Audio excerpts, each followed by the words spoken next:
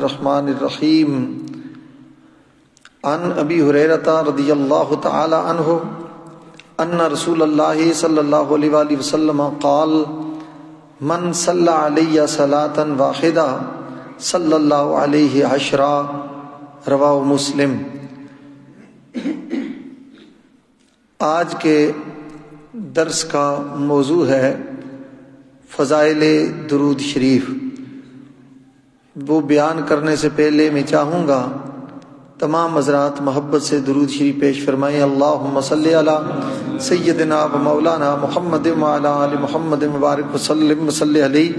الصلاۃ والسلام علیک یا سیدی یا رسول اللہ وعلی آلک واصحابک یا سیدی یا حبیب اللہ۔ الصلاۃ والسلام علیک یا سید الثقلین وعلی آلک واصحابک یا جد الحسن والحسین۔ درود پاک اللہ تعالیٰ کے انعامات میں سے ایک بہت بڑا انعام ہے۔ اللہ تعالیٰ نے قرآن پاک میں ارشاد فرمایا ان اللہ و ملائکتہ یصلون علی النبی یا ایھا الذین آمنوا صلوا علیہ وسلموا تسلیما۔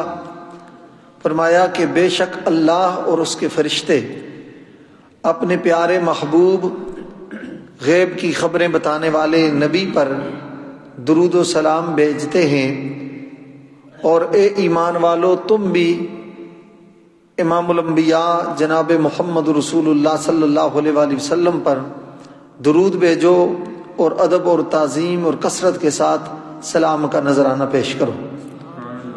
اللہ تعالی نے بہت سارے حکم ارشاد فرمائے ہیں، مگر وہ خود کرنے سے پاک ہے۔ مثال کے طور پر اس نے نماز کا حکم ارشاد فرمایا، سجدے کا حکم دیا، رکوع کا حکم دیا، مگر خود نماز سے پاک ہے، اس لیے کہ نماز میں اس کی عبادت کی جاتی ہے، وہ تو کسی کی عبادت نہیں کر سکتا، وہ مستحق عبادت ہے۔ ہم ساجد ہیں، وہ مسجود ہے، ہم عابد ہیں، وہ معبود ہے۔ اسی طرح رب نے روزہ رکھنے کا حکم ارشاد فرمایا، نماز پڑھنے کا حکم ارشاد فرمایا، حج کرنے کا حکم ارشاد فرمایا، جہاد فی سبیل اللہ کا حکم ارشاد فرمایا، والدین سے حسن سلوک کا حکم ارشاد فرمایا۔ الغرض بہت سارے احکامات اللہ تعالیٰ نے ارشاد فرمائے۔ زکوٰۃ کا حکم ارشاد فرمایا، اپنے بندوں کو حکم دیے، مگر وہ خود یہ سارے کام کرنے سے پاک ہے۔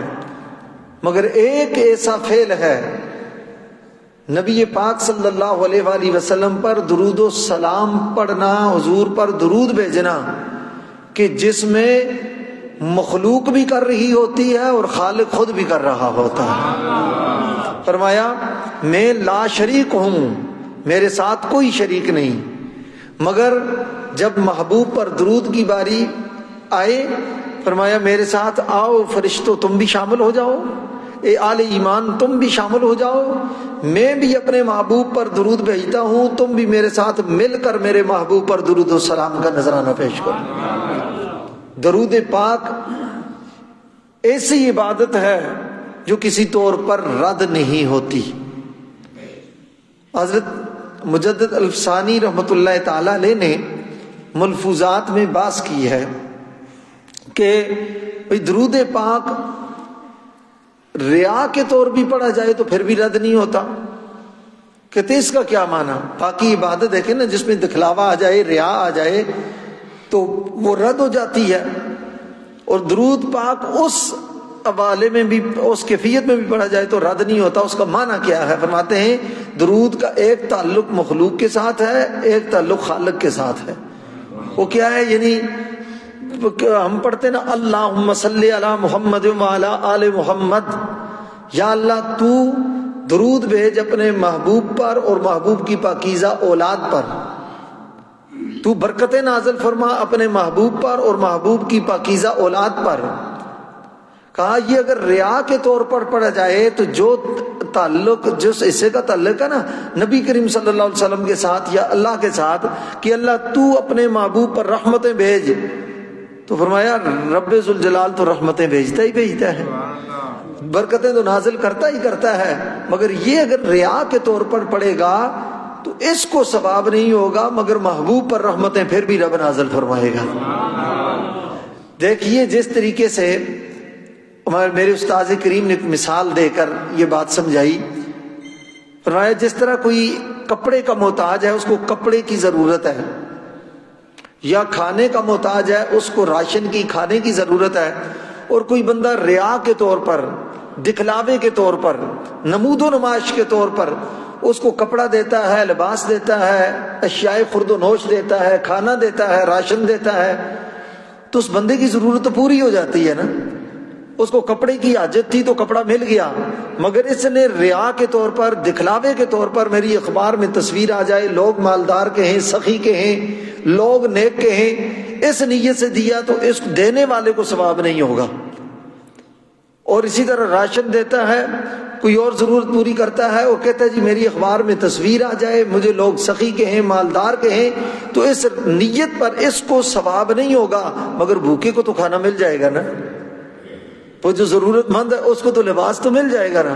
فرمایا اس مثال سے انہوں نے یہ بات سمجھائی کہ ایک تعلق درود کا اس کے ساتھ ہے، ایک رسول اللہ کے ساتھ ہے، اور جو رسول اللہ کے ساتھ ہے وہاں تو رب رحمت نازل کرتا ہے، مگر ریا کرنے والا ثواب سے محروم رہ جاتا ہے۔ لہذا درود پاک کے بارے میں یہ جو مشہور ہے نا کہ یہ پڑھا جائے کسی حال میں بھی رد نہیں ہوتا، وہ یہ ہے کہ محبوب کریم صلی اللہ تعالی علیہ وآلہ وسلم کا چونکہ یہ ذکر ہے، حضور کی محبت کا کام ہے، تو اللہ محبوب کی محبت کا کام کبھی رد نہیں کرتا۔ تو سرکار دو عالم صلی اللہ تعالی علیہ وآلہ وسلم نے ارشاد فرمایا من صلی علیہ صلاۃ واحدہ صلی اللہ علیہ عشرہ۔ امام مسلم اور امام ترمذی نے اپنی کتب میں اس حدیث کو ذکر کیا ہے کہ نبی کریم صلی اللہ علیہ وآلہ وسلم نے فرمایا جو شخص مجھ پر ایک مرتبہ درود پڑھتا ہے میرا رب اس پر 10 مرتبہ رحمت نازل فرما دیتا ہے۔ ایک دفعہ درود پڑھنے سے 10 مرتبہ رحمتیں۔ اور دیکھیں نا، ہم کہتے ہیں اللہ تم پر رحم فرمائے، اللہ کی رحمت اگر مل جائے، عشرہ رحمت گزرا ہے، پھر فرمایا یقینی طور پر ایک مرتبہ درود پڑھو گے نا 10 مرتبہ رحمتوں کا نزول ہوگا۔ اور انس بن مالک راوی ہیں، کہتے ہیں رسول اللہ صلی اللہ علیہ وسلم نے فرمایا من صلی علیہ صلاۃً واحدۃ صلی اللہ علیہ 10 صلوات وحطت عنہ 10 خطیئات ورفعت له 10 درجات او کما قال رسول اللہ صلی اللہ علیہ وسلم، رواه النسائی۔ حضرت انس کہتے ہیں کہ رسول اللہ صلی اللہ علیہ وسلم نے ارشاد فرمایا مجھ پر درود پاک پڑھنے کی فضیلت کیا ہے؟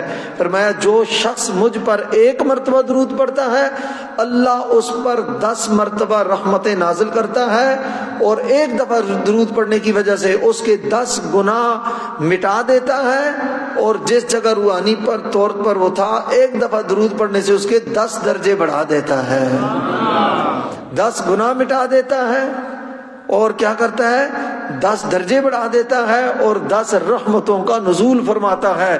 اب بتائیے ایک دفعہ درود پڑھنے پر اگر یہ برکت ہے تو 100 مرتبہ جو درود پڑھتا ہے اللہ اس پر کتنی رحمتیں نازل فرماتا ہوگا۔ اور پھر جب رمضان المبارک میں ہر چیز کا ثواب اگر 70 گنا بڑھ جاتا ہے، اس کو پھر اس کے ساتھ ملٹی پلائی کریں نا کہ رمضان میں درود پڑھنے سے اللہ کتنی برکتیں نازل فرماتا ہوگا، کتنی کرم نوازیاں فرماتا ہوگا۔ یہ سب کچھ جو کچھ ملتا ہے یہ رسول اللہ کے صدقے میں ملتا ہے، حضور سید عالم صلی اللہ علیہ وسلم کے قدموں کی خیرات ہے، نبی کریم صلی اللہ علیہ وسلم کی نگاہوں کا فیض ہے، سرکار کے لنگر کا یہ سارا فیض ہے جو اللہ تعالی ہمیں عطا فرما رہا ہے۔ حضرت عبداللہ بن مسعود رضی اللہ تعالی عنہ روایت کرتے ہیں ان رسول اللہ صلی اللہ علیہ وآلہ وسلم قال اول الناس بی یوم القیامت اکثرهم علی صلاۃ او کما قال علیہ الصلوۃ والسلام، رواه ترمذی۔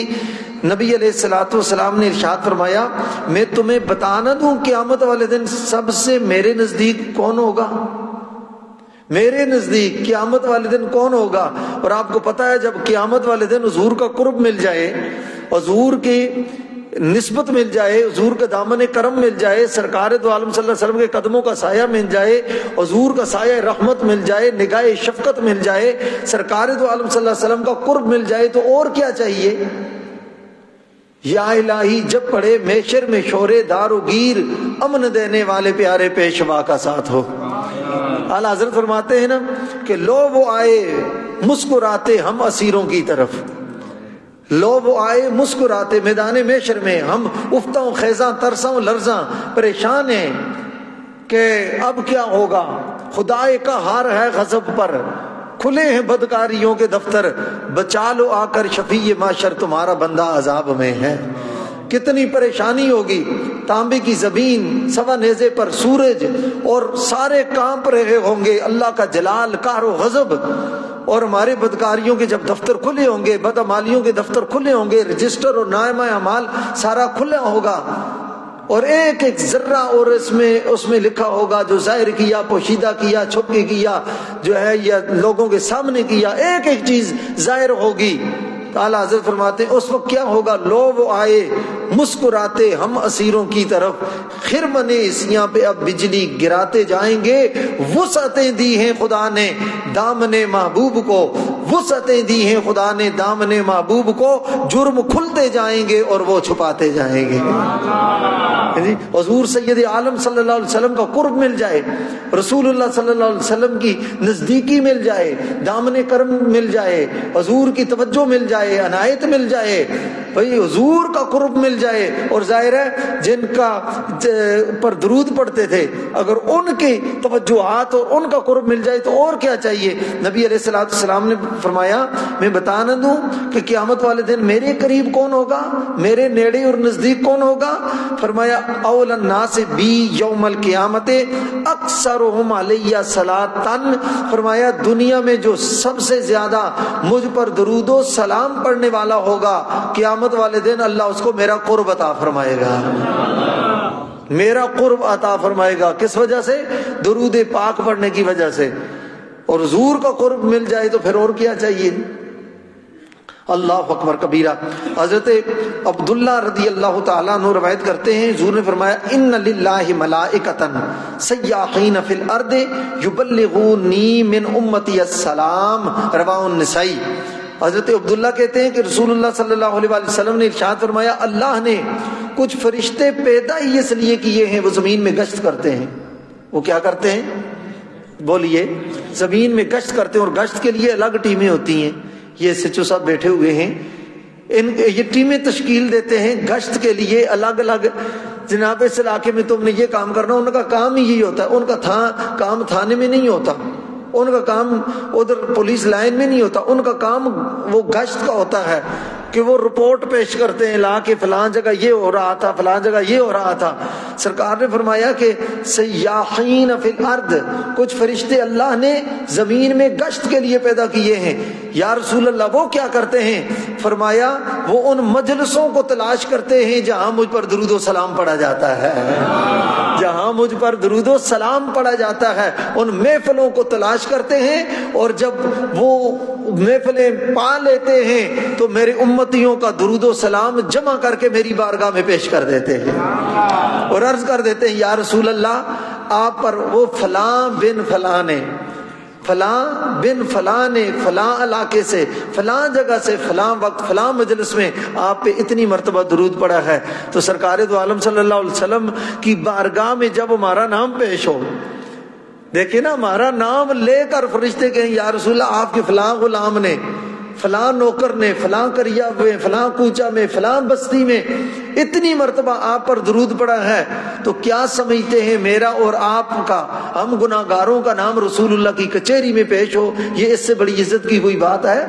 تمہارا نام مصیبت میں جب لیا ہوگا ہمارا بگڑا ہوا کام بن گیا ہوگا، تمہارا نام مصیبت میں جب لیا ہوگا ہمارا بگڑا ہوا کام بن گیا ہوگا، کہیں گے سارے نبی اذهبوا الی غیری، میرے کریم کے لب پہ انا لہا ہوگا۔ اللہ اکبر کبیرہ۔ سرکار دو عالم صلی اللہ علیہ وسلم پر درود پڑھنے کے بڑے فضائل ہیں۔ اگلی روایت جو میں پڑھنے لگا ہوں سن کر آپ کی طبیعت مچل جائے گی۔ عن ابی ہریرہ رضی اللہ تعالی عنہ قال ان رسول اللہ صلی اللہ علیہ وسلم قال ما من احد يسلم علی الا رد اللہ علی روحی حتی ارد علیہ السلام او کما قال رسول اللہ صلی اللہ علیہ وسلم رواہ ابو داود۔ نبی کریم صلی اللہ علیہ وسلم ارشاد فرماتے ہیں ما من احد، فرمایا میرے امتیوں میں سے کوئی ایک امتی بھی یسلم علیہ، جو مجھ پر سلام بھیجتا ہے، الا رد اللہ علیہ روحی، اللہ میری روح لوٹا دیتا ہے۔ روح لوٹانے کا مراد یہ ہے کہ اللہ میری توجہ اس طرف پھیر دیتا ہے۔ وہی اس طرف پھیرتے کا کیا معنی؟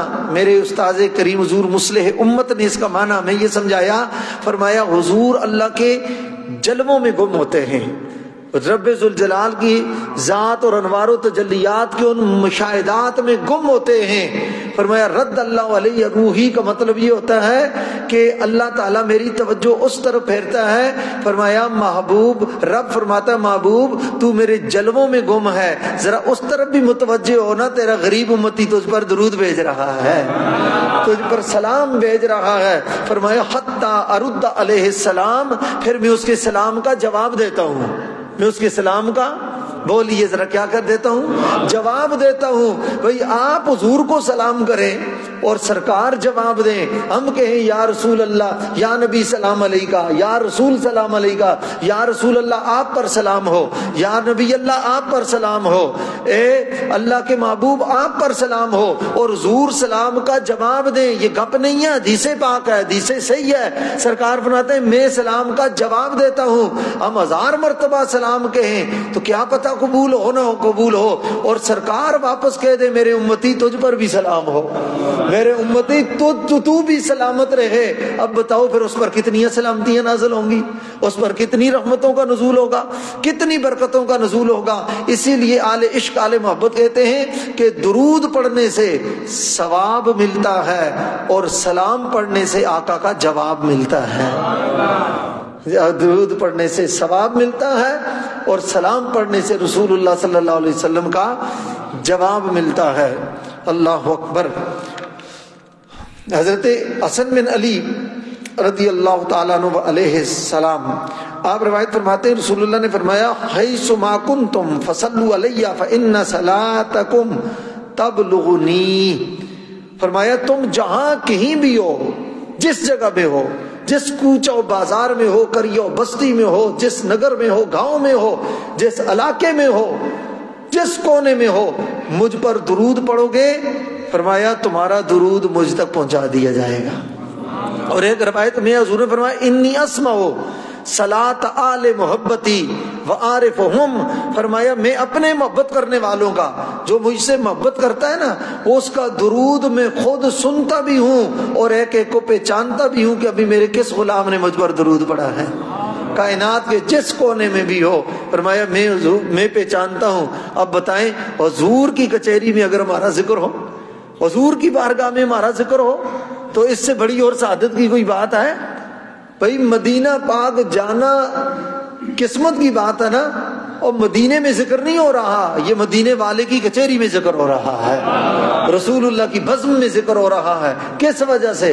درود پاک پڑھنے کی وجہ سے۔ درود پڑھتے ہوئے حشر میں چلو مظہر، یہ مرحلہ بھی اسی اہتمام میں گزرے۔ حضرت ابو طلحہ رضی اللہ تعالیٰ عنہ اس حوالے سے روایت کرتے ہیں کہ صحابہ سرکار کے پاس حاضر ہوئے، نبی کریم صلی اللہ علیہ وسلم کا چہرہ مبارک خوشی سے چمک رہا تھا، چہرہ مبارک کھلا ہوا تھا، وہ ویسے بھی کھلا ہوا ہے، کائنات کے ہر پھول کوئی خیر ہی وہاں سے ملتی ہے۔ وہ سوئے لال ازار پھرتے ہیں، تیرے دن اے بہار پھرتے ہیں۔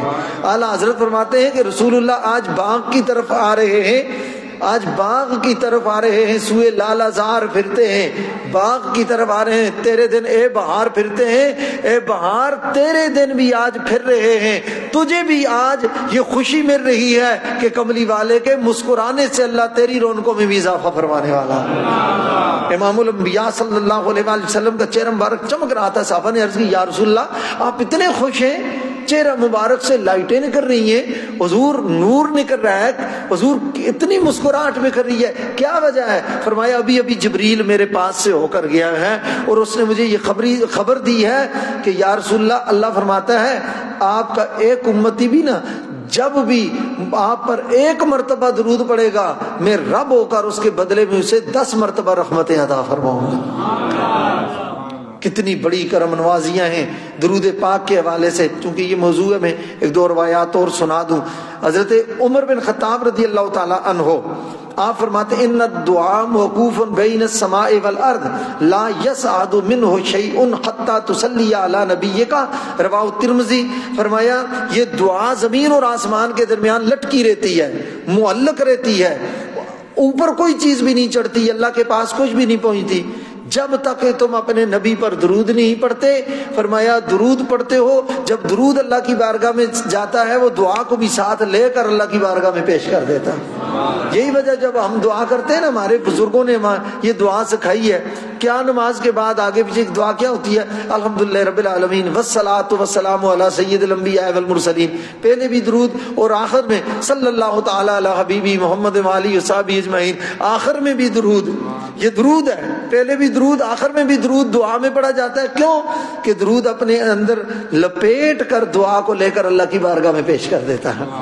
حضرت علی مرتضیٰ کرم اللہ تعالی وجہ الکریم آپ روایت فرماتے ہیں کہ کل دعائیں محجوب حتی یصلی علی محمد و آل محمد، طبرانی شریف کی یہ روایت ہے۔ فرمایا دعا اجاب میں رہتی ہے، محجوب رہتی ہے، اللہ کی بارگاہ میں وہ قبولیت کے لیے نہیں پہنچتی جب تک محمد و آل محمد پر درود نہیں پڑھا جاتا۔ محمد و آل محمد پر جب درود پڑھا جاتا ہے تو یہ درود اپنے ساتھ لے کر قبولیت کے لیے دعا کو اللہ کی بارگاہ میں پیش کر دیتا ہے۔ کئی مجلسوں میں ایسا بھی ہوتا ہے کہ بندہ بیٹھا ہوتا ہے اور درود شریف پڑھنے کی توفیق نہیں ہوتی، ذکر کرنے کی توفیق نہیں ہوتی۔ اس حوالے سے ایک روایت سنیں، حضور نے فرمایا مجتمع قوم فی مجلس فتفرقوا من غیر ذکر اللہ والصلاۃ علی النبی الا کان علیہم حسرۃ یوم القیامہ۔ فرمایا جو کوئی ایسی مجلس میں بیٹھا کہ وہاں اللہ کا ذکر نہ کیا، اسی محفل میں بیٹھا اللہ کا ذکر نہ کیا، رسول اللہ پر درود نہ پڑھا، فرمایا قیامت والے دن اس مجلس کے بارے میں وہ پچھتائے گا، افسوس کرے گا، حسرت کرے گا، کاش اس مجلس میں بیٹھ کر میں اللہ کو یاد کر لیتا، کاش اس مجلس میں بیٹھ کر میں رسول اللہ پر درود و سلام پڑھ لیتا۔ لہٰذا جس مجلس میں بھی بیٹھیں اس میں اللہ کا ذکر بھی کر لیا کریں، نبی پاک صلی اللہ علیہ وسلم پر درود و سلام بھی پڑھ لیا کریں، تاکہ کل قیامت والے دن ہمارے لیے وہ پچھتاوے کا باعث نہ ہو۔ حضرت ابو ہریرہ کہتے ہیں حضور نے فرمایا صلو علیہ فإن صلاۃ علیہ زکاۃ لکم، فرمایا مجھ پر درود و سلام پڑھا کرو، مجھ پر درود پڑھنے کی وجہ سے اللہ تمہیں روحانی اور جسمانی پاکیزگی عطا فرمائے گا۔ جو چاہتا ہے جسمانی طور پر بھی پاک ہو، روحانی طور پر بھی پاک ہو، وہ پاکی کا طریقہ کیا ہے؟ نبی کریم صلی اللہ علیہ وآلہ وسلم پر کثرت سے درود پاک پڑھیں۔ حضرت ابو درداء رضی اللہ تعالیٰ عنہ کی اس روایت پر آج کا درس ختم کرتے ہیں، اور رسول اللہ صلی اللہ علیہ وسلم نے فرمایا من صلی علیہ حین یصبح عشرا وحین یمسی عشرا ادرکتہ شفاعتی یوم القیامہ، رواه الطبرانی۔ حضرت ابو درداء کہتے ہیں رسول اللہ صلی اللہ علیہ وسلم نے فرمایا میرے امتیوں سن لو، جو شخص صبح کے وقت مجھ پر 10 مرتبہ درود پڑھتا ہے اور شام کے وقت مجھ پر 10 مرتبہ درود پڑھتا ہے، فرمایا قیامت والے دن اللہ اس کو میری شفاعت عطا فرمائے گا، اس کو شفاعت نصیب ہوگی۔ یہ ہمارے بزرگان دین، ہمارے اسلاف دربار عالیہ گولڑا شریف میں بیعت کرتے وقت، اور حضور مصلح امت حضرت قبلہ عالم پیر سید اسین الدین شاہ صاحب دامت برکاتہ العالیہ، یہ جب بیعت کرتے ہیں آپ میں سے اکثر ان کے دامن سے وابستہ ہیں، آپ کو پتہ ہے کہ وہ وظیفہ کیا بتاتے ہیں کہ ہر نماز کے بعد 10 دفعہ کلمہ شریف لا الہ الا اللہ محمد رسول اللہ، 10 دفعہ درود شریف اللہم صلی علی محمد وعلی آل محمد وبارک وسلم، اور 10 دفعہ یا حی یا قیوم پڑھو۔ اب یہ حدیث سامنے آ گئی ہے، اس کی وجہ کیا ہے؟ یہ وظیفہ پڑھنے والے کو رسول اللہ اپنی شفاعت عطا فرماتے ہیں۔ اللہ تعالی ہمیں اپنے بزرگوں کے یہ بتائے ہوئے وظائف کرنے کی توفیق عطا فرمائے۔ اور پھر اس بات پر، اس امید پر میں آج کا درس ختم کرتا ہوں کہ آپ آئندہ درود شریف کی کثرت کیا کریں گے نا انشاءاللہ، درود شریف کثرت سے پڑھیں گے۔ آج کا درس اس بات پر ختم کرتے ہیں، ذرا بآواز بلند حضور سید عالم صلی اللہ علیہ وسلم کی ذات پر 3 مرتبہ درود پاک پڑھتے ہیں۔ اللہم صلی، سب پڑھیں بآواز بلند، اللہم صلی علی سیدنا و مولانا محمد وعلی آل محمد مبارک وسلم۔ الصلاۃ والسلام علیک یا سیدی یا رسول اللہ وعلی آلک واصحابک یا سیدی یا حبیب اللہ۔ الصلاۃ والسلام علیک یا رحمۃ للعالمین وعلی آلک واصحابک یا خاتم النبیین۔ الصلاۃ والسلام علیک یا سید الثقلین وعلی آلک واصحابک یا جد الحسن والحسین وما علی الا البلاغ المبین۔